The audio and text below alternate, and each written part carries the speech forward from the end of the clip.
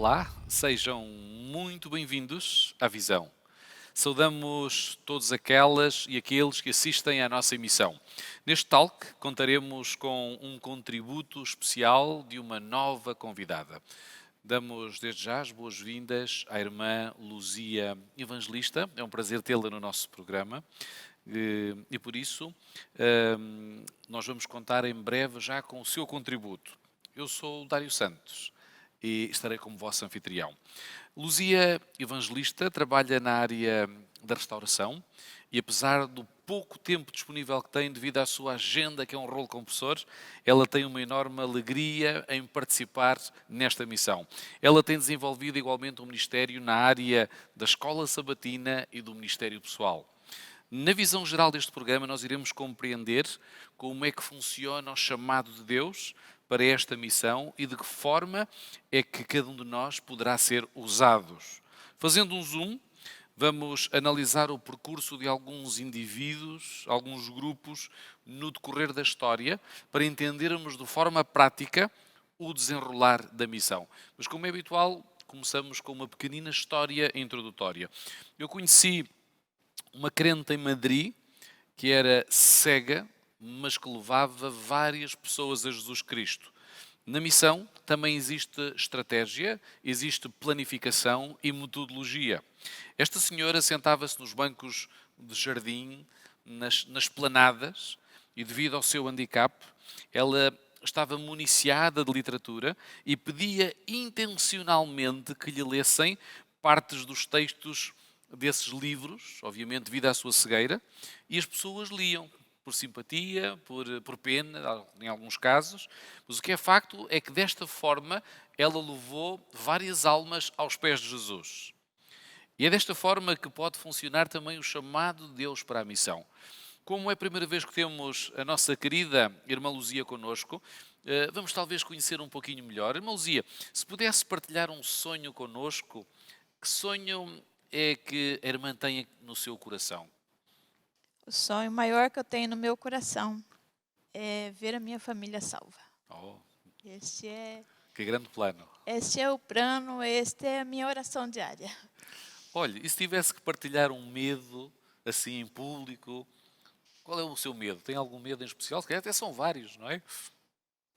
Tenho medo, sim.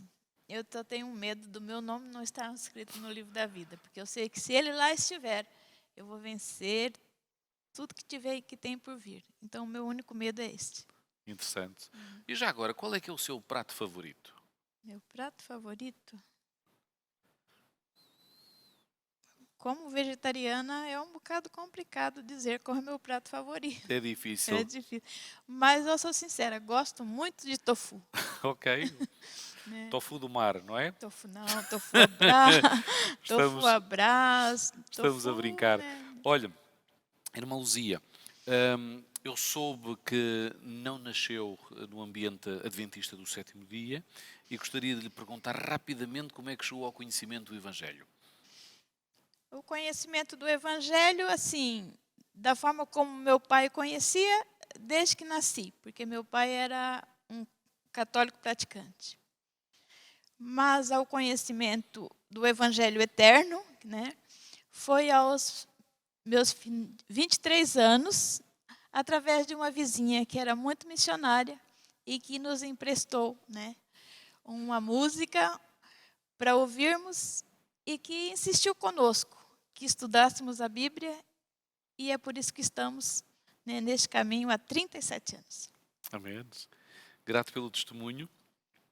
Nós olhamos para o verso áureo desta semana, deste chamado Deus para a missão, e ele diz em Atos 1:8: mas vocês receberão poder ao descer sobre vocês ou sobre vós o Espírito Santo, e serão minhas testemunhas tanto em Jerusalém como em toda a Judeia e Samaria e até aos confins da terra. Normalmente, o contrário de zona de conforto é designada como zona de mudança. Irmã Luzia, nós costumamos dizer às vezes que todos nós gostamos de ver mudanças nos outros e no mundo, mas não gostamos de mudar. Essa é a realidade. Porque normalmente a mudança está também associada ao processo de crescimento. E o processo de crescimento muitas vezes envolve dores. E é por isso que as pessoas resistem à mudança. Mas para que exista crescimento, e mesmo na dimensão espiritual, é necessário existir mudança. E se nós permanecermos na zona de conforto, dificilmente existirá mudança. No estudo da lição, nós olhamos para esta dimensão de missão e era importante percebermos também o que é missão. A palavra missão, etimologicamente, provém do termo latim missio, que diz respeito à ação de enviar alguém. E no mundo empresarial e das associações, nós dizemos que a missão é o motivo da sua existência. Na realidade, detalha até a orientação das atividades. E o mesmo acontece na dimensão espiritual. Nós percebemos também de que forma é que esta dimensão poderá organizar-se ou estruturar-se. Mas perguntar-lhe-ia, será que esta missão tem origem em nós ou noutra entidade? Essa missão tem origem em Deus, né? Nós somos o foco da missão de Deus, que é, infelizmente, como o pecado, né, entrou no mundo, então foi preciso que houvesse um plano de redenção. E a missão de Deus é nos redimir. Nós não somos, né, nós somos o foco, né? A missão é de Deus. Muito interessante. A missão, como dizia a irmã Luzia, tem origem em Deus, aquele que é, aquele que foi e aquele que sempre será. E esta missão, sendo nós o foco, utilizando o seu termo, é dada a seres contingentes, ou seja, seres que são gerados, seres que existem e que depois deixam de existir. E isto devido à penalidade do pecado. Por isso, nós podemos dizer que a missão é um caminho e uma mensagem de esperança. E porque é uma mensagem de esperança, também vai estabelecer um chamado. Mas, para sairmos da nossa zona de conforto, falávamos há pouquinho na mudança, não é fácil, pois não? Não é fácil. Tanto é que nós temos aqui, né, a história registrada em Gênesis 11 da Torre de Babel. Eles não queriam passar por essa mudança, né? Não queriam. Foi preciso que Deus descesse até ali, né? E Deus teve que tomar as atitudes para que eles saíssem da zona de conforto. Eles não queriam sair. O relato diz a razão porque eles não queriam sair, né? Porque faltou-lhes confiança. Quando nós vamos para Gênesis capítulo 9, nós vemos ali que Deus havia feito uma promessa, que não tornaria um dilúvio, que a terra jamais seria destruída pela água. E eles sabiam disso, né? Mas eles não confiaram em Deus. Se tornaram também assim egoístas, querendo estar ali no próprio mundo deles. E eles estavam aqui a contrariar uma ordem que Deus havia dado no princípio. O que Deus disse no princípio? Sede fecundo, multiplicai e enchei a terra. Não tem como se encher se não se espalhar. Não é verdade? Se ficassem só ali, aquilo ia inchar, sei lá como, né? Mas o que me chamou muita atenção nesse texto foi o verso 6. A última parte diz assim: isso é apenas o começo, agora não haverá restrição para tudo o que intentam fazer. E eu fiquei a pensar quando li esse texto, se Deus, tendo intervindo, as coisas foram se desenrolando e o homem foi se envolvendo cada vez mais no pecado, se Deus não tivesse intervindo, o que teria acontecido? Eu fiquei com essa pergunta para mim. Interessante a reflexão, não é? Interessante, eu achei muito interessante, né? É Deus ter que intervir e Deus dizer essas palavras. Não haveria restrição. O que eles seriam capazes de fazer?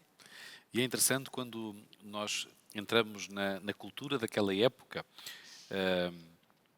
Babel ficava na Mesopotâmia, que hoje nós diríamos, Mesopotâmia significa entre os rios, a zona do crescente fértil, em que infelizmente nesta altura desenvolve-se um grande conflito naquele local, que tem uma história, que também está associada à história bíblica.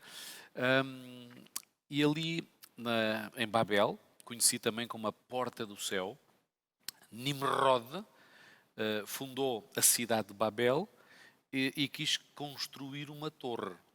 O método de construção da torre, no capítulo 11 de Gênesis, que a irmã citava há pouquinho, não é muito diferente dos nossos dias. Eles fabricavam tijolos através de uma forma, utilizavam um molde, tinham também betume, e esses tijolos eram colocados para secar nos fornos ou ao sol. E depois construíam as torres. E é interessante que é a primeira vez que é utilizado um molde que faz também aqui uma analogia à parte filosófica, ou seja, o objetivo de Babel era também estabelecer um único pensamento, uma única ideologia, uma única religião, uma única forma de pensar. E esta metodologia continua a ser transversal até chegar aos nossos dias. Babel, que vai dar origem à Babilónia, hoje a Babilónia espiritual, também através dos mídia, através da proposta que nos faz pela televisão, pelo computador, pelos divertimentos, até pelo menu de degustação, que falávamos há pouquinho. Também quer estabelecer uma única forma de pensar, uma única forma de agir, e é por isso que nós devemos ter um cuidado espiritual extremamente grande. O que é que acontece? Foi construído aquilo que nós designamos como um zigurate, que é uma torre. Antigamente as torres dedicadas aos cultos religiosos tinham 3 níveis, mas esta, de sobremaneira, era superior a todas as outras. Os historiadores calculam que ela tivesse cerca de 100 metros de altura, ou seja, era um edifício de 7 andares. E provavelmente lá em cima seria uma zona de cultuação a alguma divindade, talvez ao deus Marduk, que era uma das principais divindades do panteão babilónico. E a irmã, ao mencionar o capítulo 11, mostra claramente que o objetivo deles era contrariar a ordem de Deus. Porque se a ordem era para se espalhar sobre a terra, eles habituaram-se a viver naquela zona de conforto. Então o objetivo era contrariar a lei de Deus. A língua que eles falavam também era a mesma, não era? Era a mesma. Falavam provavelmente, não sabemos, seria o acádico, o arameu, portanto, eram línguas daquela época, mas falavam apenas uma única língua. A realidade é que depois do episódio de Babel, eles foram dispersos. E o que é que acontece aí depois de serem dispersos? Eles são dispersos, né? E ao ser disperso, a geração continua, né? E é nesse continuar que nasce alguém especial, né? Uhum. Que nós o conhecemos como o pai da fé, que é Abraão. Então quer dizer que o propósito daqueles homens que pensavam mal continuamente, não havia restrições, até o texto 11 diz que Deus chegou ao ponto de descer e ver o que é que eles estavam a fazer, não é? Então não conseguiram impedir o propósito de Deus na dispersão, não é? O propósito de Deus, o ser humano jamais vai conseguir. Né? Jamais vai conseguir mudar o propósito de Deus. Porque ao tempo de Deus, o propósito de Deus, até aqui sempre foi cumprido. Né? Nós vemos isso nas Escrituras, ainda hoje lá no meu trabalho se comentava sobre os eventos que nós estamos vendo acontecer nos nossos dias. E então alguém disse assim, é o fim. Né? E é o fim. Que bom que é o fim. Que bom que a gente vê assim. É triste os acontecimentos, mas isto prova que as profecias estão se cumprindo. Os propósitos de Deus estão se cumprindo. Né? Como aqui se cumpriu. Eles acharam que, pensaram eles, que eles podiam barrar a Deus. Mas eles não puderam. Quando o propósito deles, inicialmente, em Babel, era até chegar ao céu. Por isso é que Babel significa a porta do céu. Eles pensavam que poderiam, através da construção, ao criarem um nome, uma ideologia, poderiam tentar permanecer para sempre. E quem sabe até estavam a duvidar do concerto de aliança, na realidade estavam mesmo a duvidar do Estavam concerto mesmo de a aliança duvidar. que Estavam Deus tinha mesmo a duvidar. estabelecido com o povo, que era não voltaria a destruir toda a terra com um dilúvio. Então eles pensaram que através daquela torre de 100 metros de 7 andares, mesmo que viesse um novo dilúvio, Eles eles estariam iriam seguros. permanecer. O nome deles permaneceria. E será que, irmã Luzia, esta atitude não continua a ser uma realidade nos nossos dias? Continua. Ou será que somos todos humildes Não. e o orgulho desapareceu? Não, não. Até mesmo nós que estamos aqui com a palavra de Deus nas nossas mãos, devemos tomar muito cuidado e para que em tudo que façamos, né, seja Deus glorificado. E não nós. O próprio Jesus disse isso, né? Que nós devemos fazer as nossas boas obras para que Deus seja visto. Porque nós incorremos no risco de fazer até o que é bom buscando a nossa própria glória, né? A exaltação própria. Mas não deve ser esse o nosso objetivo, porque Jesus, quando esteve aqui, ele em um momento buscou a glória para si. Esteve sempre pronto a servir e pronto, quando alguém lhe perguntava alguma coisa, ele dizia que ele estava para mostrar a glória do Pai. Interessante, ele procurava sempre a glória do Pai em todos os A momentos. glória do Pai, em todos os momentos, em todos os momentos. E foi o que esse pessoal aqui não fizeram, né? Eu li um pensamento esta semana, irmã Luzia, que dizia ser cristão não é procurar ser melhor do que os outros ou mais forte. Ser cristão é depender de Deus e reconhecer que somos frágeis. Porque, como dizia muito bem, Deus escrutina os corações. E mesmo aquilo que parece digno pode ser um motivo de exaltação. E é Deus que analisa as motivações do nosso coração. Por isso, o espírito de Babel continua a estar presente nos nossos dias. Mas ainda bem que o espírito de Babel não permaneceu durante muito tempo e que não fez diferenciação em todos os homens. Porque há aqui alguém que agora vai se destacar, não é? Vai Estava a se mencionar destacar. há pouquinho. Que Sim, homem é sim. esse? Este homem é Abraão, né? É uma história muito, muito assim, cheia de detalhes, né? De altos e baixos. Mas este homem, aqui no capítulo 12 de Gênesis, ele é chamado para sair da sua terra, da sua parentela. E é interessante que ele é chamado para ir a um lugar que ele não conhecia. Porque nós hoje, se nós formos assim, decidirmos, ou até mesmo se recebermos um chamado de Deus para ir a um determinado sítio, nós podemos ir à internet e vamos, quando chegarmos lá, nós já vamos conhecer tudo, né? Tudo. Mas Abraão sai da sua terra sem saber para onde ele ia, né? E por quê? Porque Deus então diz para ele que ele tinha esse chamado, e esse chamado é para que ele fosse uma bênção, e ele ia abençoar, e nele seria bendita todas as famílias da terra. Sabe o que é que eu achei interessante? É que Abraão começou a peregrinar na presença de Deus aos 75 anos de idade. Até aquele momento, como a irmã Luzia dava o seu testemunho no início, ele ainda não tinha uma revelação completa do que era o caráter de Deus. Mas aos 75 anos de idade, ele recebeu um chamado para começar a peregrinar, ou seja, para sair da zona de conforto. E neste sentido, quando nós chegamos aos 75 anos, normalmente estamos a pensar na reforma, não é, irmã Luzia? Pendurar as chuteiras, como se diz aqui em Portugal. Já estamos, já estamos a parar, né? A parar, não é? Marcar o lugar no lápis, lá no lar, não é? Mas aos 75 anos, de acordo com a Bíblia, Abraão estava a converter-se. Ou seja, ele estava em pleno vigor, estava a planificar, estava a fazer arrojadas caminhadas e aceitava os planos de Deus. Quer isto dizer, quando nós entramos no domínio da fé, porque é a fé que nos retira da zona de conforto, não há limite de idade para que Deus nos chame, para que Deus nos desafie, para que Deus inicie connosco um novo projeto.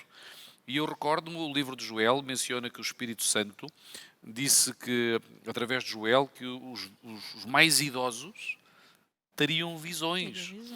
Caleb, lembramos dele aos 85 anos de idade, estava a querer conquistar uma cidade aos 85. Nós às vezes dizemos que temos aqui o quadro empenado, não é? Já dói tudo. O apóstolo São João era também idoso quando escreveu o livro do Apocalipse. Estou-me a lembrar também do Winston Churchill, primeiro-ministro do Reino Unido, aos 70 anos, lidera o país num momento mais frágil da história do Reino Unido e da humanidade, porque liderou o país na Segunda Guerra Mundial. E Abraão é constituído pai de muitas nações aos 75 anos de idade. E aqui que eu vejo um detalhe curioso. Quando Deus lhe diz, olha Abraão, tu vais ser pai de muitas nações, quando ele está lá em Ur dos Caldeus. Sim, sim.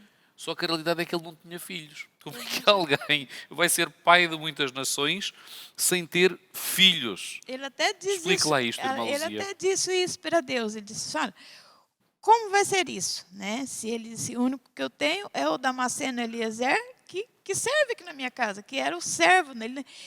Ele não via, né? Porque a sua idade já estava avançada, a da esposa já estava avançada.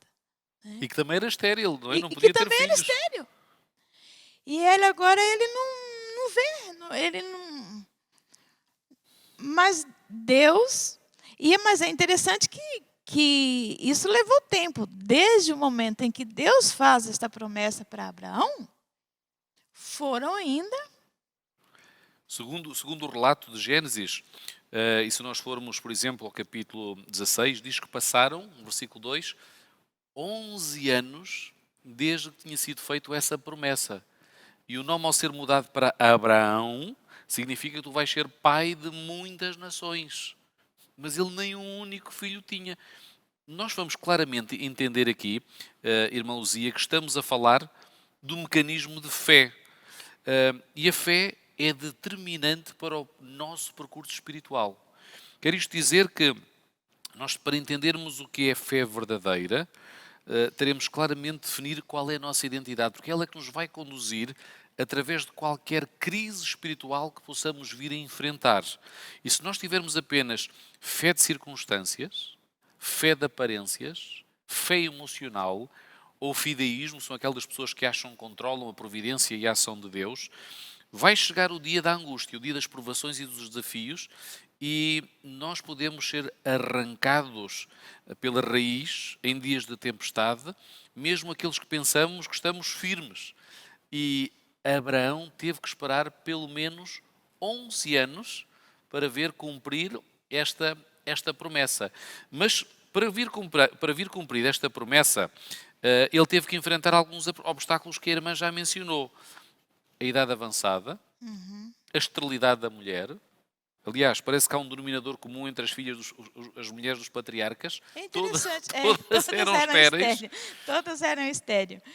Mas continuando aqui no chamado de Abraão, Abraão enfrenta ainda mais problemas. Quando ele chega na terra a qual Deus havia chamado ele e dito a ele, né, que ia dar aquela terra a seus descendentes, os descendentes que não existiam e que nem tinham assim probabilidade humana de existir, Abraão encontra uma terra que estava habitada. A terra tinha dono. Depois vai mais além, o que acontece? Acontece que aparece ali um imprevisto que lhe traz fome. Fome que Abraão não pode ficar na região, no local onde Deus havia dito que era. Ele tem que descer para o Egito. E eu vou ser sincera, hoje de manhã, quando eu estava a estudar esse episódio de Abraão, as lágrimas vieram. Vieram porque eu me lembrei de um episódio que nós, como família, vivemos no ano 2000. Na época, trabalhávamos como obreiro bíblico no Brasil. Então, estávamos numa pequena aldeia, onde tínhamos enfrentado muita dificuldade quando chegamos lá, mas Deus abençoou o trabalho. E agora, 2 anos depois, éramos chamados para ir para outra aldeia. E a nossa mudança aconteceu num domingo, que chovia, os 2 filhos ainda eram pequenos. E quando chegamos na casa que íamos habitar, a casa não tinha telhado.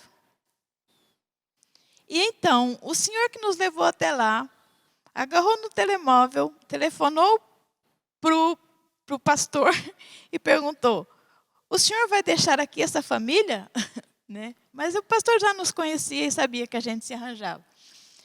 E então, enquanto o meu esposo fica com aquele senhor a descarregar a mudança, que é assim o termo que usamos no Brasil, ele disse para mim assim: olha, vá à procura de comer para as crianças, porque, né, isso o dia já era avançado, e eu desci. A cidade tinha uma descida, e o centro da cidade ficava mais à beira do rio, e eu desci à procura do único restaurante que tinha naquela cidade. E as portas do restaurante estavam fechadas. E então, mas aconteceu algo interessante. Enquanto eu estava a descer com os 2 meninos, eu vi que passou por nós um carro, e aquelas pessoas que estavam naquele carro ficou a olhar para nós. Eram estranhos ali, uma aldeia pequena, toda a gente se conhece. E então eu voltei para casa. Agora, o que vou fazer? Não tínhamos nada montado, os 2 meninos com fome.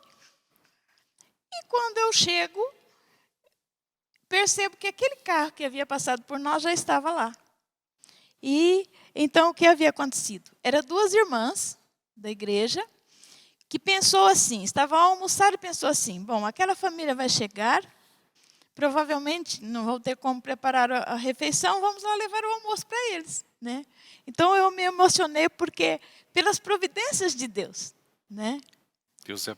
Deus providencia sempre as nossas É, necessidades. mas eu tive que passar aqui também por essa partezinha aqui de Abraão, eu tive que descer. E Abraão desceu. E é nesta descida de Abraão que acontecem algumas coisas, né, desagradáveis. Abraão desce para o Egito, mas Abraão tinha uma esposa muito bonita. E às vezes a gente não consegue entender como ela era muito bonita naquela idade já, né? Mas a Bíblia diz que ela era formosa. E Abraão agora Aliás, temeu. ela era até tão formosa que chamou a atenção das pessoas que trabalhavam na corte. Devia ser uma das 7 maravilhas do mundo. Eu não imagino, mas Sara devia ser mesmo uma mulher muito, muito bonita. E aqui vemos, utilizando o termo descer para o Egito, estamos a perceber que não é seguro recorrer ao Egito. Aliás, a palavra Egito significa escravidão. E quando nós recorremos ao Egito, ou à ideologia do Egito, estamos a colocar-nos a jeito na perspectiva espiritual. Então diz a querida irmã que o Abraão parece que teve uma ideia, quis ajudar a Deus, não é? Abraão teve uma ideia, quis ajudar a Deus. Ele teve medo, né? Ele temeu pela sua vida, mas ao fazer isso, eu vou usar uma expressão, né, brasileira, ele arriscou a vida da sua esposa, né? E então aconteceu tudo o que aconteceu, levaram-a para o palácio, né? Mas enquanto ele não a protegeu, teve alguém que protegeu. E quem foi?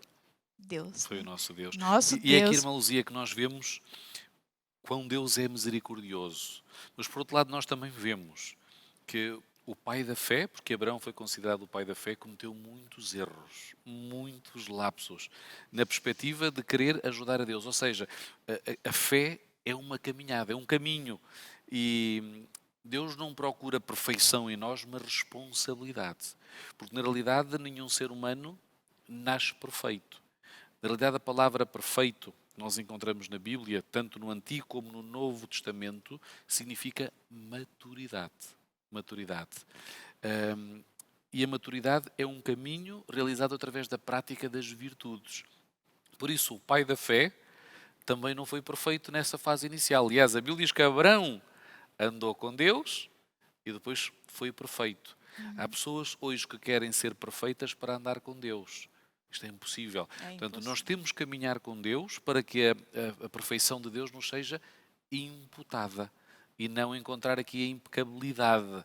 Com esta natureza pecaminosa, nós não estamos a dizer que não é possível alcançar a norma máxima, mas termos algum cuidado com a impecabilidade. Aliás, nós até devíamos sentir horror em sentirmos perfeitos.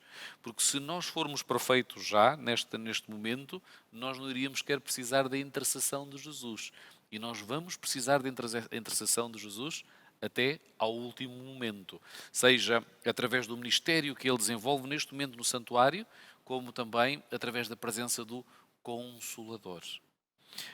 E neste sentido, Abraão é protegido e estamos aqui num período de 11 anos. Mas a situação continua igual.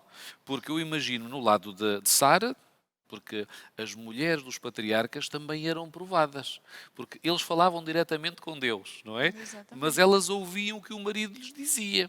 Agora, cada regra, cada menstruação que passava, já estava nos 80 e poucos anos, ela dizia, isto é impossível. Aliás, o texto até diz que se chegou a rir, não é? Que se chegou a rir. Sim. Ele disse, Abraão, tudo bem, mas nós já somos dois velhinhos, não é? Isto já não vai ser possível.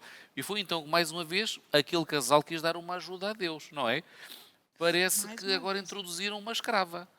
Agora introduziram uma escrava para que Abraão pudesse ter filho a partir da escrava. Mas é interessante que a promessa não era feita apenas a Abraão. A promessa era feita também a Sara. Quando nós vamos para o livro de Gálatas, né, para a carta de Paulo ao Gálatas, Paulo fala sobre isso. Né? A promessa era com Abraão e Sara. Não era o filho da escrava, né?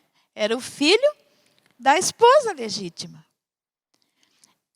Isso aí trouxe muitos transtornos. Né? Que duram até o dia de hoje, porque Exatamente. os árabes têm ascendência em Ismael e do lado de Sem, onde vem Abraão, linhagem semita, nós encontramos Isaac, de onde vai dar origem a Israel. E hoje ainda estamos numa situação de grande conflito devido a esta situação. Claro que isto é muito mais complexo e nós não temos muito tempo para explicar. Sim. O que é um facto é que Abraão esperou 25 anos e eu pergunto ainda hoje, será que nós temos condições espirituais para esperar 25, 30 anos por uma promessa? Será que nós já não teríamos sepultado uma promessa desta natureza no túmulo do desespero? O que o apóstolo São Paulo diz em Romanos 4, versículos 20 a 21, ele diz assim: não duvidou da promessa de Deus por incredulidade, pela fé fortaleceu-se dando glória a Deus, estando plenamente convicto de que ele era poderoso para cumprir o que prometera. Isto é Abraão. Apesar de ser quem era, da sua fragilidade e da vida dele ser uma montanha russa, aquele homem confiou em Deus, descansou em Deus até o último momento, até que finalmente surgiu Isaac. E o pacto, ou seja, este plano da redenção que a irmã Luzia mencionava no início, que viria um dia um Redentor, está logo ali em Gênesis 1:26 por aí fora, em que Deus falou diretamente com a serpente e diz: serpente, tu vais ferir o calcanhar do descendente da mulher, que é Jesus Cristo, mas o descendente vai-te ferir a cabeça. A ferida no calcanhar significa uma ferida provisória, sim, mas a ferida na cabeça é uma ferida definitiva. E esta descendência continuou através de Isaac, até chegar aos tempos apostólicos, não é, irmã Luzia? Sim, sim. E o que é que aconteceu nos tempos apostólicos? Porque apesar de o homem tentar sempre contrariar a vontade de Deus, já vimos aqui no caso de Abraão, a vontade de Deus cumpria sempre a missão. Ele até abençoava outros. Como é que abençoava outros? Ele uma vez até chegou a ir até Siquém, ergueu um altar, e sempre que ele erguia o altar era uma forma de dar testemunho a todos que ali estavam. Mas e nos dias da Igreja Apostólica, como é que Deus conseguiu concretizar um projeto no momento em que tudo parecia que o projeto do cristianismo ia falhar? Jesus morreu, a Igreja está a ser perseguida, mais vale desistir de tudo. Mas afinal parece que houve ali uma grande bênção e as coisas reverteram-se. Mas é interessante que Deus permitiu que houvesse uma perseguição e foi a partir desta perseguição que o evangelho se espalhou, como diz o verso áureo, que eles iam receber o Espírito Santo e que eles iam pregar em Jerusalém, Samaria, Judéia, Samaria e até os confins da terra. Mas isso foi não foi a partir de algo bom que aconteceu. Foi a partir de algo doloroso. E nós sabemos que essa perseguição começou com o apedrejamento de Estevão, né? Mas Deus continuou a sua obra. E aquele que era um perseguidor se tornou o apóstolo dos gentios. Por isso que esse chamado chegou até nós hoje. Chegou até nós. E houve também um probleminha aí nesse percurso, porque o livro do Atos dos Apóstolos diz que, mesmo quando eles se espalharam, eles queriam pregar o evangelho só para os judeus. Deus teve que ter uma conversinha com Pedro. Uma conversa através de um êxtase que ele teve, através de animais impuros, uma visão impuro, e ele se recusava a matar e comer aquilo, né? Mas quando alguém bate a porta, que era a situação lá de Cornélio, chamando para ele até a casa de Cornélio, e então Pedro agora entende, né, que ele não devia, né, chamar imundo ou comum aquilo que Deus havia purificado. Que Deus agora tinha... Sempre Deus quis chamar os gentios. Os judeus, eles nunca foram... Eles eram um povo exclusivo de Deus, mas para dar testemunho de Deus. E agora Deus vai usando, como a gente disse no início, Deus sempre cumpre os seus propósitos. E muitas vezes utiliza instrumentos que nos surpreendem, porque o versículo dizia que eles iam ser testemunhas, e a palavra testemunha em grego é mártir. Às vezes nós testemunhamos com a vida, outras vezes testemunhamos na hora da nossa morte. Sim. Iam ser primeiramente em Jerusalém, na Judeia, e depois até Samaria, aos confins da terra. E os exclusivistas, que a irmã dizia há pouquinho, muito bem, os apóstolos, não, os gentios não são merecedores da palavra do Evangelho eterno. E Deus vai surpreendê-los, vai converter o exterminador de cristãos, que é o apóstolo São Paulo, que ele vai se tornar o campeão de alcance dos judaizantes e dos gentios. Mas é interessante, quando nós vamos aqui também, no livro de Atos, no capítulo 8, versículo 1, o texto diz o seguinte: e fez-se naquele dia uma grande perseguição contra a igreja que estava em Jerusalém, e todos foram dispersos pelas terras da Judeia e de Samaria, excepto os apóstolos. Quer dizer, há pessoas que interpretam este texto e dizem que os outros discípulos foram medrosos e só os apóstolos é que foram corajosos. Mas nós encontramos aqui duas interpretações. Primeiramente, os apóstolos, quando nós trabalhamos para Deus, a hipótese do martírio está em cima da mesa. O caminho não é fácil. Não. E a realidade é que o único apóstolo que morreu de morte natural foi João. Todos os outros tiveram mortes complicadas, difíceis, foram perseguidos. Mas eles permaneceram para ser uma fonte de inspiração para os restantes discípulos, dizendo que valia a pena entregar a sua vida por aquela causa. Por isso é que um dos pais da igreja, Tertuliano, chegou a dizer que o sangue dos justos é a semente do Evangelho. E isto é extremamente interessante.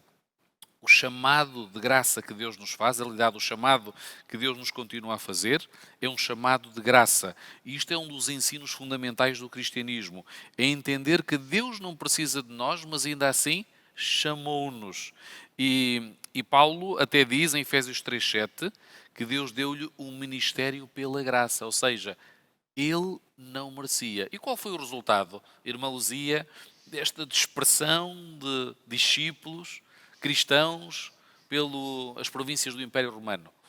O resultado foi chegar até nós. Uau.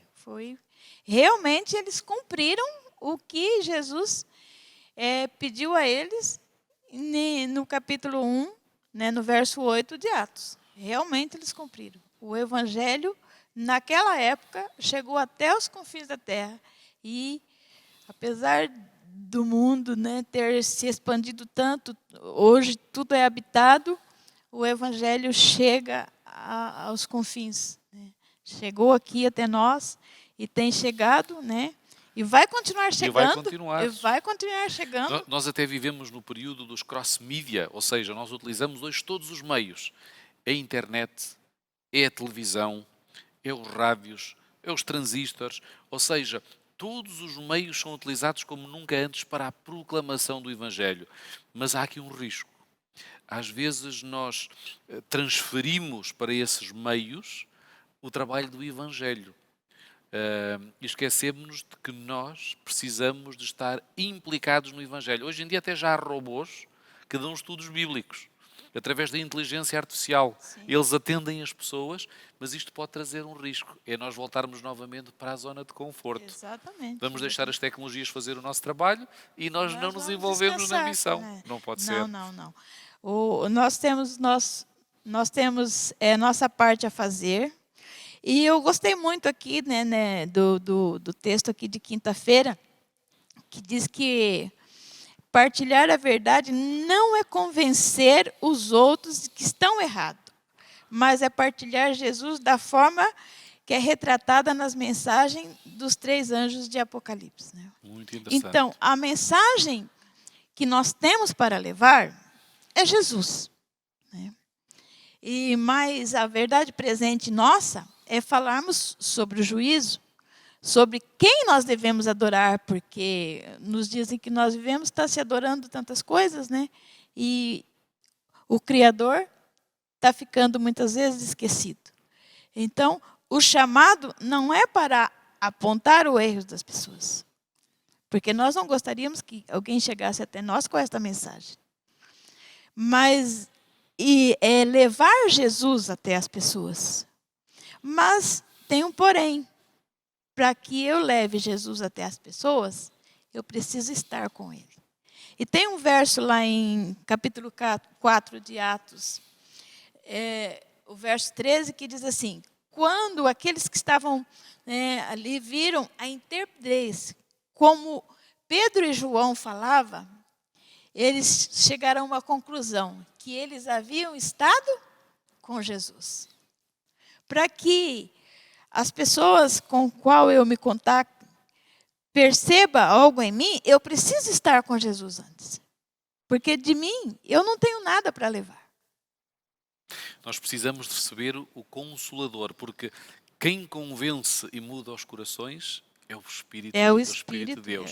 Mas nós podemos ser agentes nessa mudança. E as pessoas são mais sensíveis quando nós podemos mostrar um caminho em que podem aspirar a mais do que na apresentação de mensagens condenadoras. Ainda que exista também espaço para isso. Sim. Irmã Luzia, infelizmente estamos a chegar ao final. Com certeza que esta lição ainda tinha muito mais para explorar, mas nós vamos deixar as pessoas depois lá em casa poderem continuar a aprofundar esta situação, mostrando que o nosso Deus tem recursos que nós não imaginamos e inclusive nos dias que estamos a viver. Da mesma forma que a mensagem era necessário chegar até aos confins da terra e foi convertido o exterminador de cristãos, Deus vai utilizar meios que nós não imaginamos para levar a mensagem até aos confins da terra também na nossa geração. Chegamos ao final, lembre-se que o chamado de Deus é sempre uma bênção dupla. Quando nós vivemos este chamado na nossa vida diária, as bênçãos voltarão para nós. Da mesma forma que Abraão também foi abençoado quando passou por Canaã e pelo Egito. E virão até de pessoas que nem sequer imaginaríamos. Que Deus encontre disponibilidade no seu coração. Obrigado pela sua preferência. Contamos consigo no próximo programa. Até lá.